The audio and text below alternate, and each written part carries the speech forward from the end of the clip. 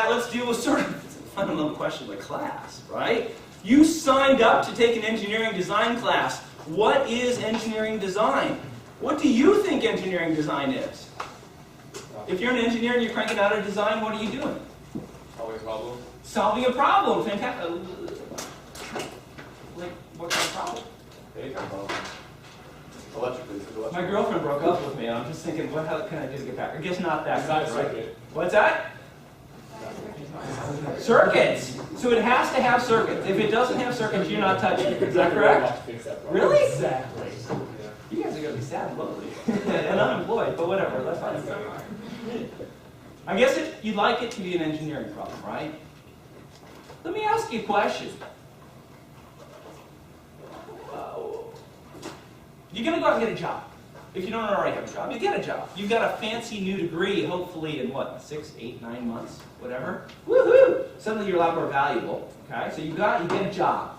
Are you going to work at that job for the rest of your life? No. Yes.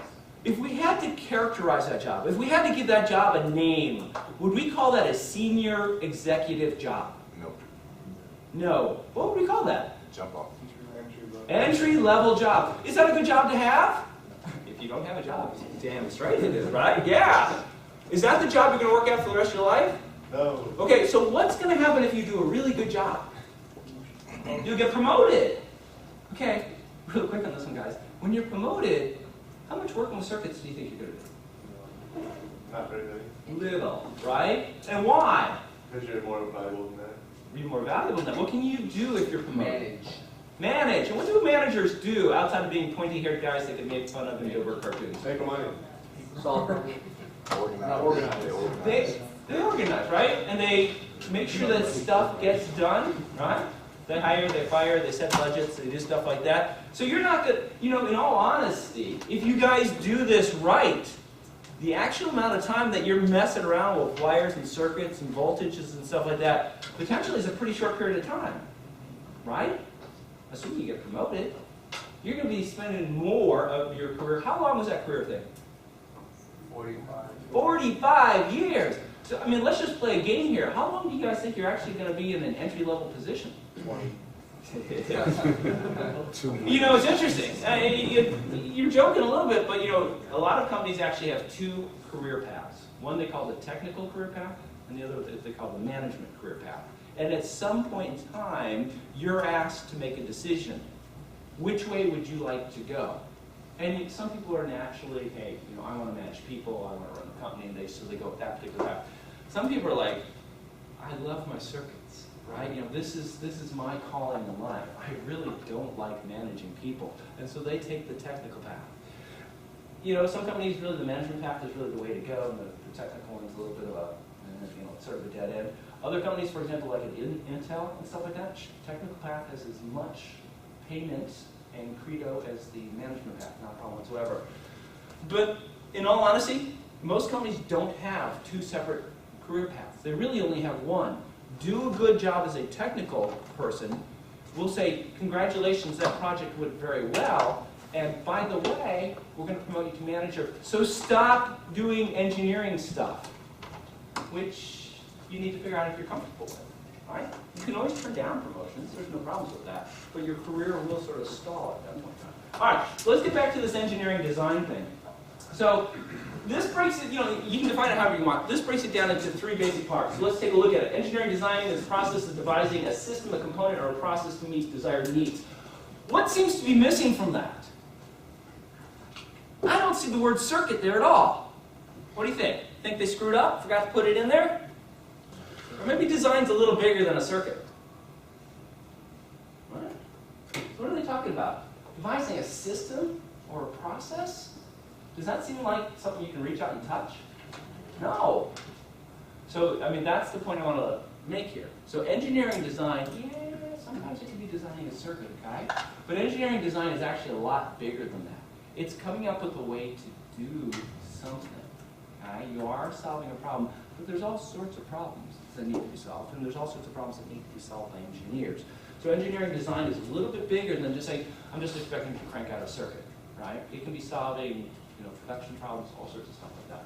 Decision-making process, often iterative. We're going to come back to that one. which is basic sciences, mathematics, and engineering sciences. Does that sound like what you're studying? Science, math, engineering? Yeah. Oh, thank God. Finally, this is why you're doing it. We put it all together for you. And engineering sciences are applied to convert resources optimally to meet a stated objective. There's a lot of power in that one, guys. So here's the scoop. You know, if I've got a bunch of stuff and I want to turn them into something I can sell, is there just one way to do it? No, I don't care what it is, right? You know, if I got a big pile of wood and I want to make a house, is there only one way to make a house? There's a whole bunch of ways, right? Okay. If I'm the person who's actually building the house, what are my motivations? What do I want to do from this big pile of wood? Do I want to use all the wood up and make a single house?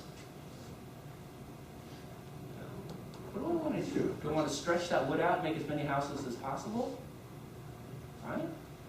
So you got interesting things going on here. It's expensive to make things, by the way. If you're buying the stuff to make things, you're paying a lot of money for it. You're looking for your engineers to design a system that makes whatever your final product is in the shortest amount of time possible, using as few materials as possible. And people spend an entire lifetime trying to tweak a production system so that it moves faster and it uses less stuff, because that's a lot more valuable to the company. All of a sudden, I'm saving stuff. And you know, maybe I'm only saving pennies per thing that I make, but if I make 1 million of those every day, those pennies start to add up very, very quickly. All right, and what's our last part here? Among the fundamental elements of the design process are the establishment of objectives, criteria, synthesis, analysis, construction, testing, and evaluation, and poof, that's this class in a nutshell, right? So just like everything else that you've been studying, there is a process to engineering design. You don't just sit down and sort of kick back with your big can of Mountain Dew and your big bag of powdered donuts and go, I've got a design due tomorrow. Well, let me just think up how I should do it. There's actually a sequence of steps that you go through. And there's a very fundamental reason why there is a sequence of steps. Because in the real world, when you do designs, generally you're doing a design for something that's very big and very complicated. Potentially, you're not the only person working on the design. You're working on a small part of it. And your part of the design has to work with everybody else's. Find the best one. Realistic problems are complex with many possible solutions. Your goal is not just to find a solution, but to find the best solution. So remember, any sort of problem can be solved. There's a zillion different designs that work, but there's only one design that's the optimal design. And as an engineer, your job is to find the right design, not to find a design, because sort of anybody can do that. But your job is really to find the optimal design. And there's a lot of different criteria as to what makes an optimal design. Low cost, ease to manufacture, manufactured using resources that we have, boom, boom, boom, a bunch of different things like that. All right. Engineering design is all about conflict, okay? If it was easy, anybody could do it. Good news, guess what? It's not easy. People are going to be willing to pay you a fair amount of money to be a designer, okay? The definition for engineering design actually has 2 words in it. One is innovative, and the other is methodical. And you would think that those 2 words would not live together in happy harmony. And good news, guess what? They don't actually live together in happy harmony. They are actually in constant conflict. They compete with each other, and as an engineer, you need to realize that you got to balance those 2. You guys know anything about sumo wrestling? You have it in high school or anything like that? You didn't go to a good high school. Sorry about that, man. So anyway, in sumo wrestling, the largest sumo guy who ever existed was like 700 pounds. Sumos fought in a ring that's 15 feet wide. They put this little thing of reeds around the outside of it. The way you win a sumo match is you get your opponent to either take some portion of his body and strike the reeds, or you physically move him out of the ring. Okay? Conflict. These guys aren't getting along. You win by moving a 400-pound person outside of a 15-foot circle. Innovation and methodical are constantly at fight. Would you say the iPod was created through an innovative design or through a methodical design? Innovative. Well, surely, because it's really cool, right? I'll grant you there's some innovation in there, right? But is it really small? Remember the, I gotta date myself here. You guys remember the first iPod? Anybody? Anybody? Anybody remember the first iPod? Is it bigger than the iPod that exists today, like the Nanos and stuff, right? It's huge, right? Well, there's not that much innovation going on there, but there sure is a methodical approach to shrinking it, to make it more efficient, getting it to do more, right? So these are cousins. They live together. And there's a careful balance between it. We love innovation. I'm a very innovative engineer. I think I bring a lot to the table. You don't show up and say, well, I'm a very methodical engineer. I pretty much get it done, right? But the two have to live together, and they have to live together in the designs that you put together. If I'm hiring somebody, I'm much more interested in hiring somebody who's methodical. And the reason is because if I give you a task, I know you're actually going to get it done. If you identify yourself as being innovative, well, that's great. I love innovation as much as the next person, but I'm concerned about your ability to complete a project on time and on budget. When you're designing a system, you have to consider the needs of both the users and the ethical use of technology, which actually brings up an interesting point. Okay? Just because you can do it doesn't mean you should, right? So, when you're designing something, whose needs do you have to take into account? Excuse me? The consumer? The consumer. All right, so your customer, right? Who else? That's one. I've got a list of 5. Let's see if you can guess it. Company?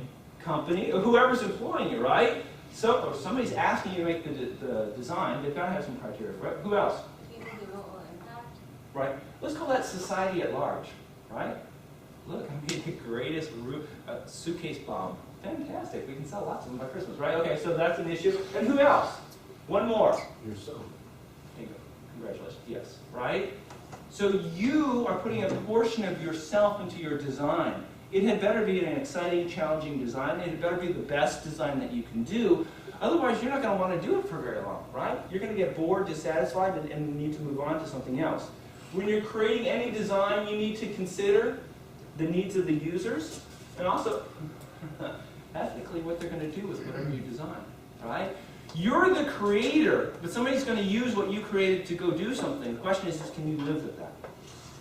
Okay? You've got the ability to create fantastic, wonderful things, but you need to think about the ramifications of what you're doing. All right, so this is the secret to engineering design. This is the construction of an old world masterpiece painting. You know, and this is what we see when we go to the museum, right? And we look at it as best we can, and we go, wow, that's really old, number one, and wow, that's really good. Congratulations. I could not do that with oil and canvas and paints and stuff like that. But we just see this. What we don't see, actually, is the process that they went through to actually create that. And one of the interesting things, if you ever do an art appreciation course, is you discover that the Rembrandts and the Van Goghs made lots of mistakes. They didn't just show up after lunch and go, I'm going to do some lilies and some waterfalls and just sort of crank it out. It took a long time to do a lot of their paintings, and they got it wrong. And they'd step back and they'd go, oh, that doesn't work. That's really not good at all. And they would clear out part of their painting, and then they would paint over it. And with electron scanning microscopes and infrared detection, something like that, today we can look into their paintings and we can see how they did it. But these guys weren't perfect. I mean, they were really good, but it took them a long time to get a painting right. So here's an interesting thing. As a designer, as an engineer, how do you picture yourself creating an engineering design? Do you see yourself sitting down and just cranking out a design? Woo! Does it just happen right off the bat? This would be a good time to say no. Nah, there we go. No, absolutely not. Okay? First off, you're going to come up with a whole bunch of different ways to solve a problem. 5, 6, 10, 12, doesn't matter. Some of them are going to be horrible ideas. They're really not going to work at all. So you get rid of those ones easily. Okay? You'll pick a few that are actually probably a pretty good approach to doing it, and you'll work at them for a little bit, but you'll go down the wrong path. You'll make the wrong assumption. You'll pick the wrong parts. You pick the wrong partner. Ooh, that happens an awful lot. Right? And when that happens, you have to back up. You have to undo what you did. So, just trying to get the point across, engineering design it's a complicated, nasty process that you're going to make lots of mistakes. But that's expected. That's why we consider it to be more of an iterative process than just a magical, I sit down, I crank out a design, I hand it in, woo, we're good to go, and I move on to the next one. It doesn't work that way. It's like a homework problem that's really hard to solve, and you keep working out, and going on.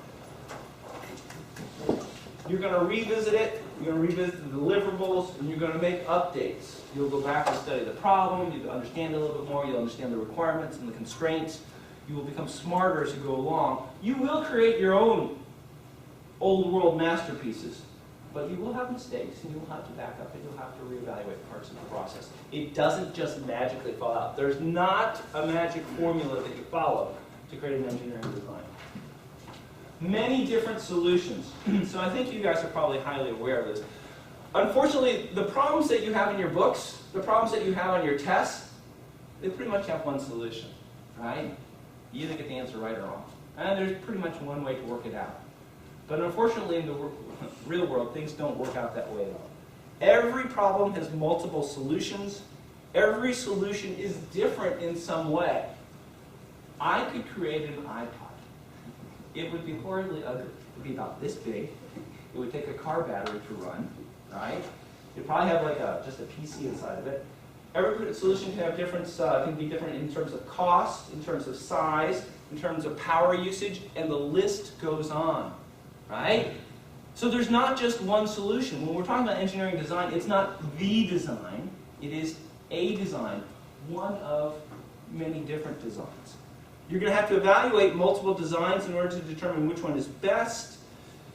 Trade-offs. In other words, you have to make decisions. Congratulations. And you have to optimize it for who? Who would you optimize a design for? Consumer. Your customer. Who else? For you, like, well, for the company, so I can save more money. For the company, exactly, right?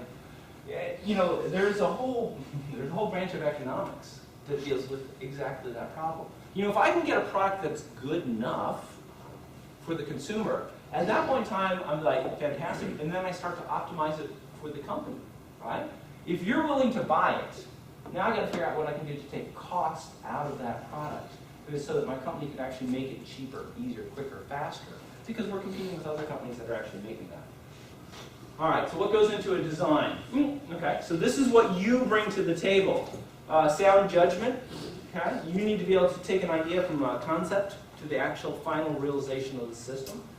You have to be able to bring your good decision-making skills to the table. You have to be able to use problem-solving methodologies, okay? Congratulations, here's the problem, here's the solution we want. You tell me how to get from start to finish on this. And your product, there's something, patience. You need a lot of patience to make this actually work, okay?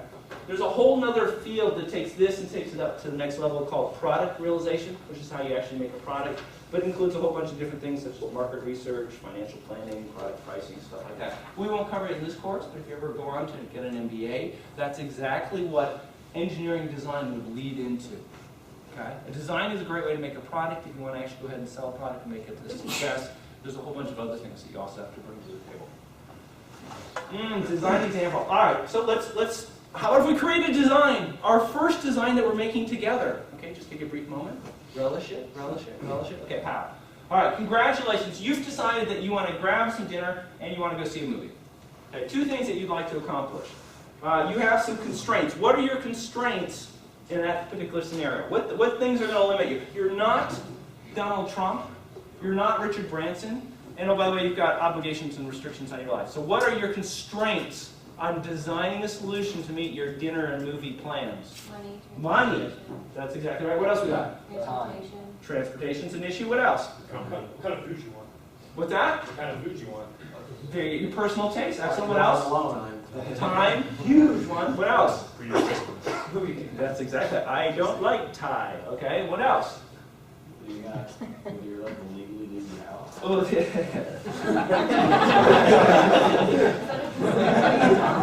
yes, that's a good point. Okay, why didn't we think of that? Doggone. All right, what else? What other constraints would be on you? I mean, we're just talking about a movie and a dinner. God, how hard would this be? What are the constraints? That's it? What's available? What's available? Exactly.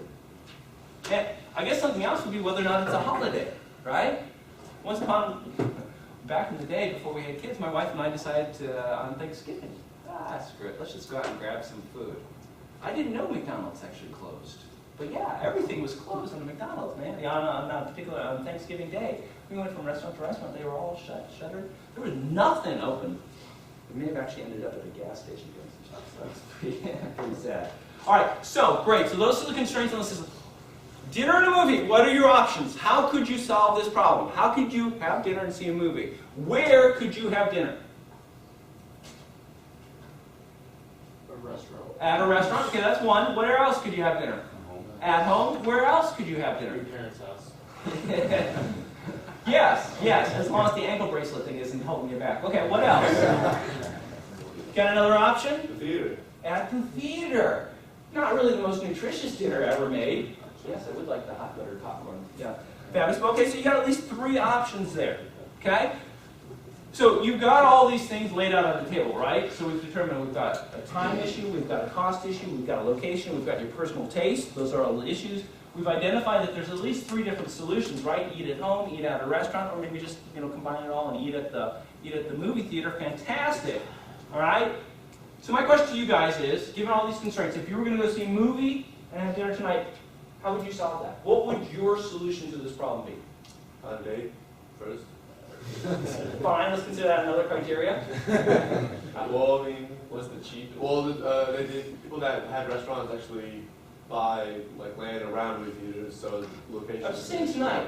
Dude, if you're going out tonight, Well, then go to a restaurant. Then you go to a restaurant. All right, cool. What would you do?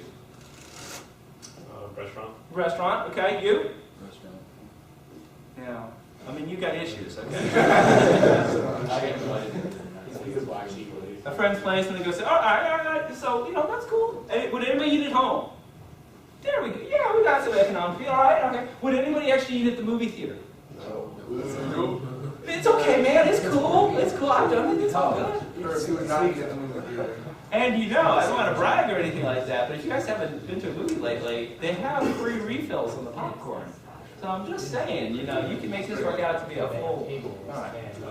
So there you go. So you have a very, very simple design, okay? It has a series of criteria that sort of bound the types of solutions that you have. You have 3 different possible solutions. And what we heard in a class of about 44 people, there was different people selecting different things because they all have different drivers. And ultimately that's the key bit, right? So design has a lot of inputs, a lot of different ways to solve it, and different people will solve it in different ways because they have different priorities, which is perfectly okay.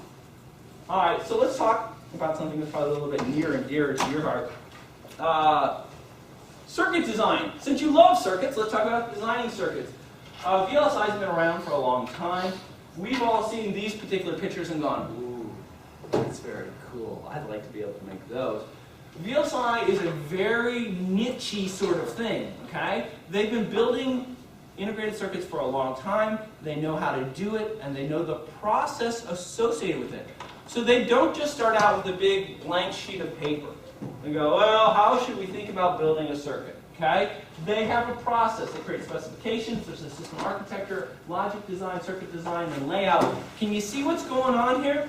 Can you see how it's getting narrower and narrower? A specification is a big thing. I would like to build a chip that's twice as fast as the chips that we have now and uses half as much power as we use right now.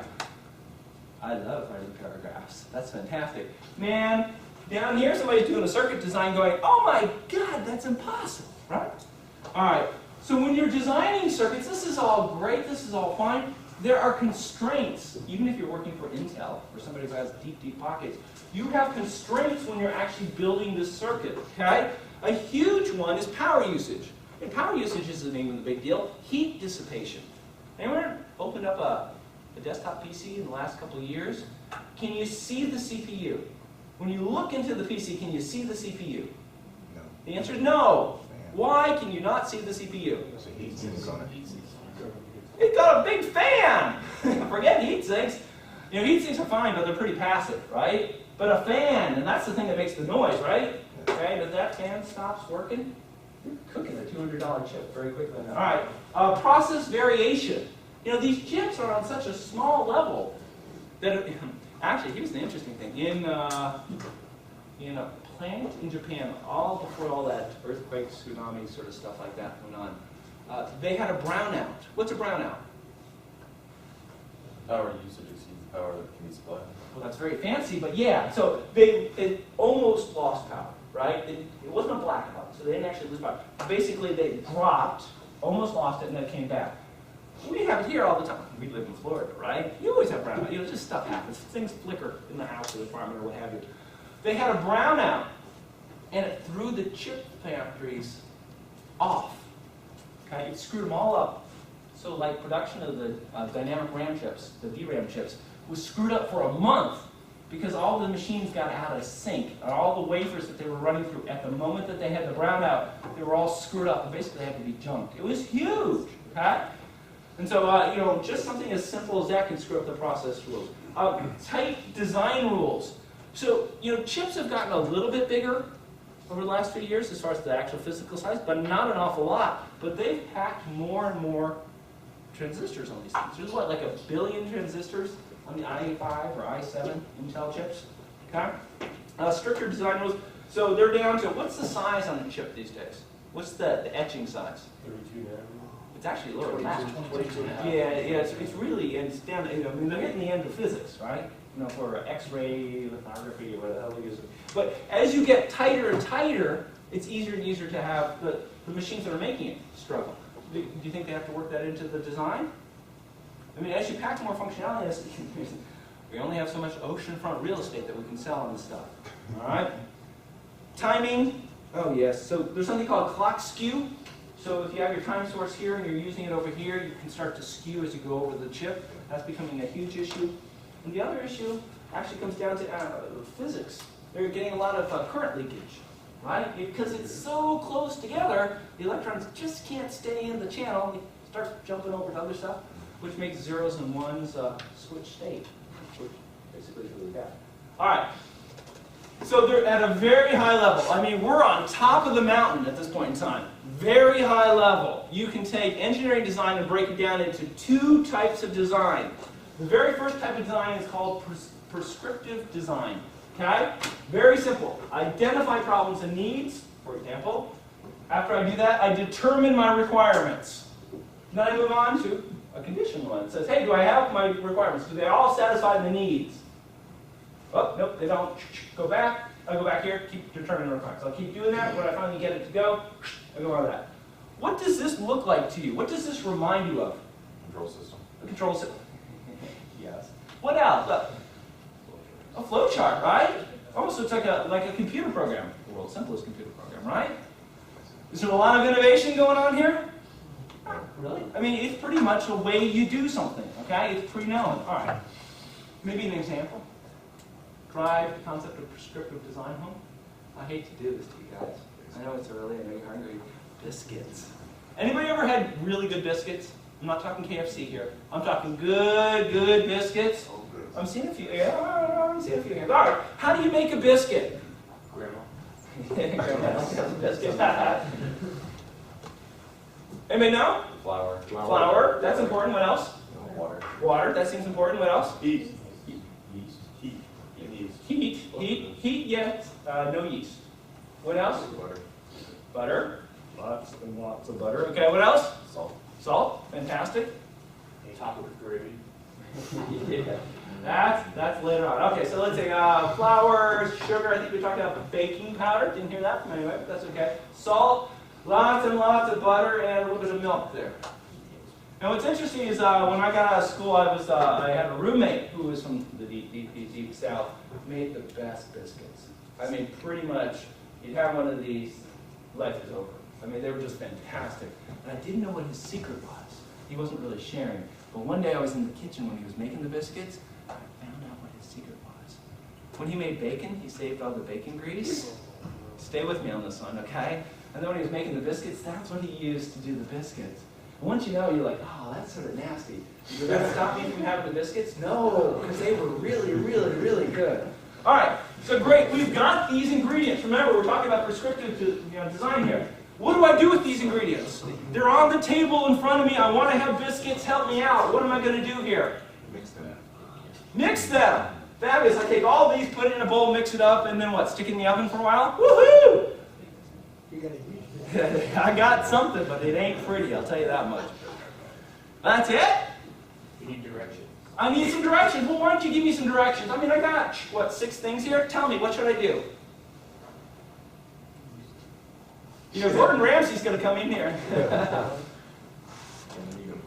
A bowl. Okay, let's assume we've got bowls. And we got mixing things, all that sort of stuff like that. So what should I, okay. Pick one. Which one should I start with? Flour. Flour. Great, I've got flour. Now what do? Put it in a bowl. Put it in a bowl. Okay, it's in a bowl. Put the liquid in there. A liquid in there. Okay, I've got milk. Poof. Okay, milk and flour combined. Now what? Melt the butter. Cube the butter. Okay, melt the butter. Okay, fine, I've melted the butter. Now, great, I've got melted butter and I got a bowl with milk and flour. Then you add it together. Okay, they're together. Now what? Mix them. The sugar and the salt and then the baking powder last. Excellent. Bam, bam, bam, bam. Now I got a bowl with stuff. Mix it. Mix it. Okay, I mixed it. Now what? You take it apart, make little bits. Take it apart now. I wish you told me this before I mixed it. Well, you mix it so you put it in a tray. What? It'll start to become solid. It's not like a freaking slop anymore. I've created life in the kitchen. Run, save yourself. Okay. I believe that you will all go on to be fantastic technical professionals. Please stay out of the kitchen. All right, let's take a look at it. Small bowl. All right, so you got the bowl part correct. I want to give you credit there. Okay, very good. Combine the flour, baking powder, sugar, and salt. What are the characteristics of those ingredients? What's the common characteristic? Dry. They're all dry. So the milk not working in it. Okay. Cut butter until the mixture resembles coarse crumbs. Somebody over there said cube the butter. Who said that? You're a smart guy there. So, yeah, whatever. But the secret to good biscuits is to take the butter and to chop it up into little pieces, not to melt it. Okay? And the little pieces go into the mixture. They create holes, and when they melt, that's what makes it so fantastically wonderful. Okay? Okay, so cut it in. So basically, we still have something that's still dry, right? You forgot eggs. Ingredients. You don't get it. You know what it is? I think I combined 2 different ingredients. Okay, beat eggs with the milk, stir it. Okay, so this is wet, right? Now we're doing a combined, stir them together. And then look at this. Put it on a well-floured surface, roll it to 3/4, place on a lightly greased. There's all this kneading and stuff like that. Why do you need something? Get air in it. Get air in it. Well, sort of, but not quite. Really, the process of kneading is to move everything out, to equally distribute the ingredients through the thing that you're making. Hopefully, the air in this one's going to come from the baking powder that we have right here. Great. Chop it up, put it on a sheet, bake it at 450 for 8 to 10 minutes. That was sort of an important piece of information we needed, right? Bake it at 500. It's going to burn before it's done, or bake it at 200, and you'll be there all day and it won't ever get cooked. And then serve more, of course, and add gravy, of course, because otherwise it's just not a true southern. All right, so we said prescriptive. Hey, can I move these around? Could I? Some of them do not want to work well. It would screw it up, right? I'd get something, but they sure wouldn't be delicious, tasty biscuits, would they? They'd be a sodden mass of something or other, right? So this is like a prescriptive design for making biscuits. Fantastic. Okay. A descriptive design process. I'm going to step on this. All right. So descriptive design is good morning. Thanks for coming. The descriptive design is like the other 50% of the designs that you'll create. And descriptive is a little bit more flexible. Okay, what's going on here? Problem identification. Woohoo! Concept generation. How am I going to solve this problem? I can think of a bunch of different ways. Oh, I think this is the right way to do it. I now move on to my prototyping construction. Pow, there's my prototype. Oh, that doesn't work at all. So I'm going to go back to concept generation. Okay, got a new concept? I'm going to build yet another prototype. That doesn't work at all. Maybe what I need to do is go back to my problem identification because maybe I did that wrong. Hey, okay, here's some other insights. Got my concept, got my prototype, this time it works. I go to my customer and say, here it is. I made it for you based on your requirements. And the customer says, excellent. Now that I see that what you've made, here's what I really want. And I go back to problem identification, right? Maybe I don't even have to do concepts at this point in time. Maybe I just go ahead and crank out a prototype because I've done this so often. Do you understand what's going on here? Am I following a set path? Am I jumping all over God's green earth? Pretty much, right? Okay? So descriptive design process has a lot more flexibility to it, a lot more looping around, a lot more going back. It's not nearly as rigid as the other approach. How about we do an example? Who knows how to do Sudokus?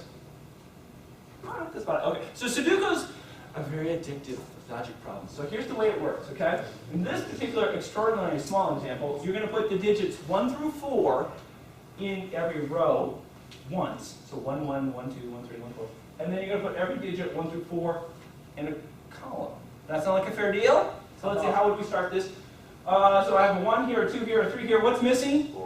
4. So let's go ahead and add that. All right, great, all right. Now down here I've got a 1, 2, and a 3, so what's missing here? 4. And then I wish I could remember where I'm going to do it next, but I bet it's probably going to be here. So what do we have here? You got 4 and 1. What do you think of, and why would a 4 have to go there? Because the squares has to be 1 through 4 as well. Right, and what can I not put in, well, what can I not put in this column? 4. Because I already have a, 4. okay, so let's see, right there. Yes, all right. So that means I got 1 left here. What should go here? 3. All right. Now we got a little bit more flexibility in what's going on. We got these 2, so let's see if I was going to fill these in. I could maybe put a 1 there, and maybe what? Do you think a 3 up there? Oh, do I have a problem? Yes. What's my problem? 2 3s on the same row. I have what? 2 3s up here, right? Well, should I switch those around maybe? Yes. All right, so put a 3 there, maybe like a 1 there. All right. And then I can put what? Maybe a 4 up there. 4, 4, 4. Yes. All right, and then what should go there? 2. 2. If I'm going to put something there. Okay, how about there? 2. Big round of applause for yourself, guys. Congratulations. It's really the more yourself to do. All right. So did we make a mistake? Yes. Did we just sort of step back and correct it? And then we proceeded on, right? That's descriptive design there, guys. That's what it's all about. Okay? There's not one fixed way to solve a Sudoku. You do a little bit, go, oops, that's wrong. You go back and go at it again. All right. Homework for you due on Tuesday. It's simple. You can do this, but you have to do it. Everybody does it. Individual assignment. Forget the team stuff for right now. It's you. What do you have to do? You have to build a table. It's a very simple table to do. One column is all of the professors in the electrical engineering department at USF. Basically all the professors who are eligible to be your mentor for the capstone project. And in the other column, what are their research areas? I put an example up here for Dr. Wiley. Here's an interesting thing. So I'm putting this together. I'll go to the USF Electrical Engineering Department webpage, and I click on Dr. Wiley, and it's got a beautiful photograph of Dr. Wiley. It tells me how to get in contact with him. I went looking for his research interests. Guess what they don't list? His research. That's a little bit of a problem, isn't it? So guess what I did next? Call them. You call them. Google search! Come on. And that's what came up. Turns out he's interested in energy. Now, is this a complete list? I can't say so. I should have probably gotten in touch with him. And we know that he likes model airplanes, right? And control systems for them and stuff like that. I really should add that to the list. What I'm saying is you're not just going to be able to necessarily find it out on the USF site. Today is Thursday in the morning. You got today, you've got Friday, and you've got Monday to get this one put together. You may have to hunt for some of this information, okay? Getting in contact with the professors would be a fantastic way to confirm or to at least get a complete list. And remember, these guys change their minds. They get different interests as they go over time. But I believe that there are 25 professors that we're talking about. In the back, question. Are you going to post that online? Or? I still don't have access. I might actually have access to Blackboard. I will post it online. But I'm telling you now, it's really simple. I mean, it's just 2 columns, all right? But I will post it if I get it, okay? Okay. Are there any questions about this? What about the list of eligible professors? That's right. You know what? When I post it, I'll put that picture with the X's on it. That sound like a fair deal? That's good. So Rudy was one. Rudy Henning was one of them. There's a guy without a photograph. There's only one electrical engineering professor who does not actually have a photograph. He's not eligible to be a mentor. And then there's one more gentleman whose last name I believe begins with a W. Wade. I think that's it. Those are the 3 that are not eligible to act as mentors. Okay? Once again, I will get that photo, I'll put it on, and we'll be good to go. Due on Tuesday. Where's Mr. Samuel? Due at the beginning of class. I'll be. Hard copy. We're going with old school. All right? Everybody cool with this? Any questions? You want it typed on? You want it? I'd actually like to have it handwritten. No. Yeah. I need to have your name on it, though. All right? Now, any questions? All right, so we're good with that. Fantastic. So now we get on to the good stuff. So we've divided you guys up into teams, right? Are you guys good at working in teams? Would you say that that's a specialty that you have currently? Okay. We're going to find out. All right. So I have a little project for you to do as teams. Makes pretty good stuff. Oh, actually, I apologize. I did this incorrectly. Today's team challenge. Nothing better at 8:50 in the morning, okay? We're going to do introduction to real-world problem solving, okay? Got you as a team, going to get you going. Okay, here's your challenge. I want you to create the tallest freestanding structure out of spaghetti and marshmallows. By the way, I've got marshmallows here, and coincidentally, I've got spaghetti. Need you to organize yourself into team groups. What we're going to do is we're going to do 2 teams per row. So 1 team there, 1 team there, 1 team there, 1 team there. So stand up. And if you have stuff on the tables, I suggest that you take it with you, because it's going to get a little bit messy.